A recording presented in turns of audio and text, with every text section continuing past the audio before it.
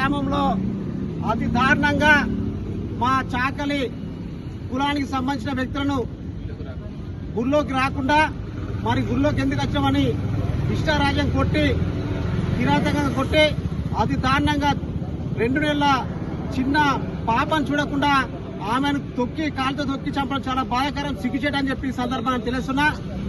అయ్యా సీఎం గారు, మరి మీ ఇలాకాలో జరిగింది ఈ ఘటన, మీరు దీనిపైన తప్పకుండా స్పందించడానికి కోరుతా ఉన్నా. ఎందుకంటే ఈ తెలంగాణ రాష్ట్రంలో ఎస్సీ ఎస్టీ బీసీ మైనారిటీ అంతా ఏకమై మరి మీకు ఓటేస్తే తెలంగాణ రాష్ట్రంలో మీరు ఈ తెలంగాణ రాష్ట్ర ముఖ్యమంత్రి కావడం జరిగింది. మరి మీరు ముఖ్యమంత్రి అయినాక మరి మీ ఇలాకాలోనే మరి ఎట్లు కావాలని చెప్పి మా బీసీ వర్గం చెందిన వ్యక్తులను మరి మా చాకలి సామాజిక వర్గం చెందిన వ్యక్తులను దారుణంగా కొట్టి చంపడం చాలా బాధాకరం. తెలంగాణ రాష్ట్రం మొత్తం చూస్తూ ఉంది, మీ అరాచకమైన పాలన చూస్తూ ఉంది.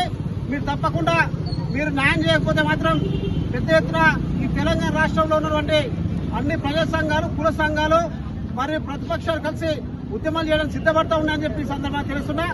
మరియు కావాలని చెప్పి ఒక గుడిలోకి వస్తే గుడిలోకి రావద్దని చెప్పి మరి బీసీలను ఇంతగా కొట్టి చంపుతున్నారంటే మరి ఈ తెలంగాణ రాష్ట్రంలో ఉన్న ఎస్సీల పరిస్థితి ఏంది, ఎస్టీల పరిస్థితి అని చెప్పి నేను అడుగుతా ఉన్నా.